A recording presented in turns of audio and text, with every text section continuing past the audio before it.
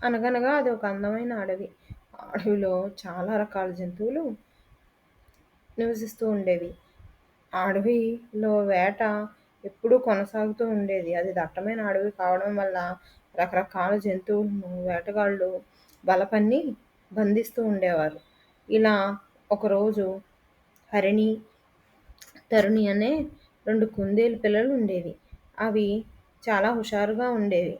అందులో హరిణి చాలా క్రమశిక్షణగా మెలిగేది. తరుణి చిన్నది. దానికి కొంచెం బద్ధకం ఎక్కువ. అయితే హరిణి ఇలా అంటుంది. అడవిలో మనల్ని మనం రక్షించుకోవడానికి మనం మనం ప్రాణరక్షణ విద్యను నేర్చుకోవాలి. లేదంటే మనం వేటకు ఏ రోజైనా బలైపోవచ్చు అని. సరే అని అవి మాట్లాడుకొని ప్రాణరక్షణ చెప్పే ఒక గుడ్లగూబైన గురువు దగ్గరికి వెళ్తాయి. ఆ గురువు వాటికి క్రమశిక్షణగా మెలుగుతూ శిక్షణనిస్తుంది. దానికి కొంచెం కోపం ఎక్కువ. అయితే కొంతకాలం తర్వాత వాటి శిక్షణా కాలం ముగుస్తుంది. అప్పుడు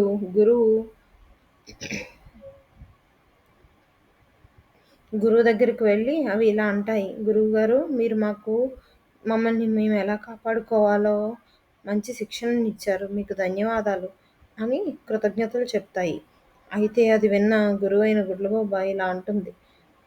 చూడు హరిణి, నువ్వైతే బానే నేర్చుకున్నావు గానీ ఈ తరుణి మాత్రం బద్ధకంగా ఉండేది. అసలేమీ నేర్చుకోలేదు. నేను ఇలాంటి దాన్ని ఎక్కడా చూడలేదు. మరి ఎలా బతుకుతుందో ఏమో అని అంటుంది.